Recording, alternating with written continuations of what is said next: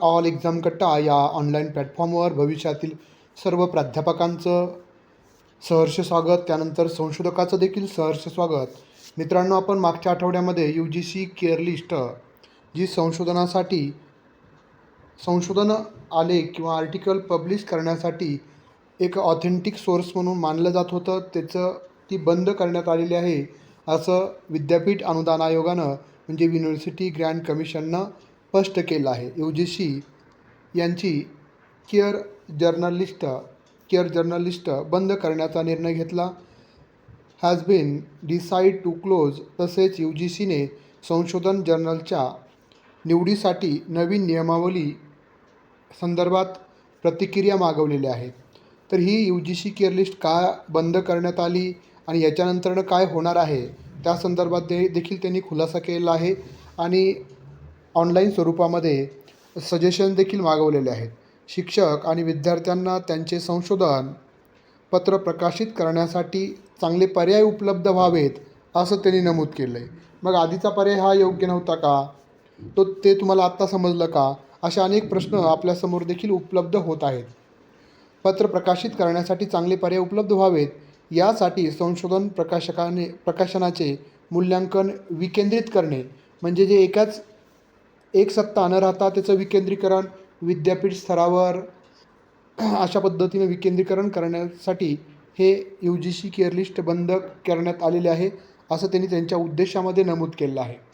त्याबरोबरच संशोधन प्रकाशनाची गुणवत्ता राखण्यासाठी ही UGC केअर लिस्ट का सुरू झाली होती याचा इतिहास काय आहे तर 2018मध्ये UGC केअर लिस्ट यादी सुरू करण्यात आली होती.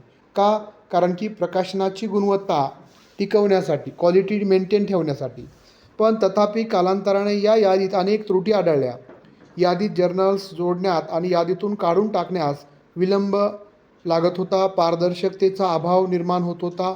निकृष्ट दर्जाच्या जर्नल्स यांचा समावेश. त्याचबरोबर भारतीय भाषांमध्ये प्रकाशित होणाऱ्या संशोधन पत्रकावर नकारात्मक परिणाम या समस्या यातून उद्भवत होत्या. आता संशोधन प्रकाशनाचे मूल्यांकन करण्याची जबाबदारी त्या संस्थेवर सोपवण्याची तयारी UGCने दर्शवलेली आहे.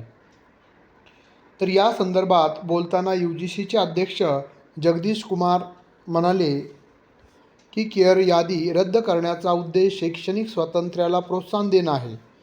आता संशोधकांना त्यांच्या विषयाच्या जर्नल्समध्ये कोणत्याही केंद्रीय यादीच्या निर्बंधाशिवाय संशोधन आर्टिकल प्रकाशित करण्यास स्वातंत्र्य असेल असंही त्यांनी जगदीश कुमार जे UGCचे चेअरमन आहेत यांनी नमूद केलं आहे.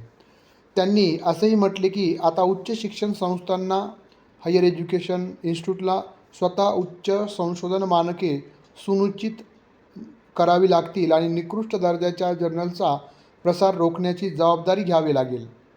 म्हणजे आता तुमच्यावरच ती जबाबदारी असणार आहे. UGCने जर्नल्स मूल्यांकनासाठी काही सूचक निकष प्रसिद्ध केले आहेत. त्यावर अभिप्रायही मागवलेला आहे. अशा पद्धतीने UGC केअर लिस्ट आता कालबाह्य झालेली आहे असं म्हणता येईल. आता नवीन जे होणार आहे त्याचं विकेंद्रीकरण होईल.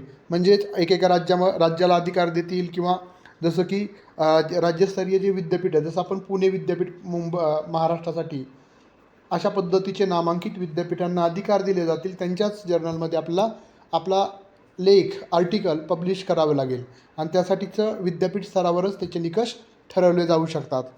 ते आपल्यासाठी सर्वसाधारण संशोधकासाठी ही चांगली बाब आहे.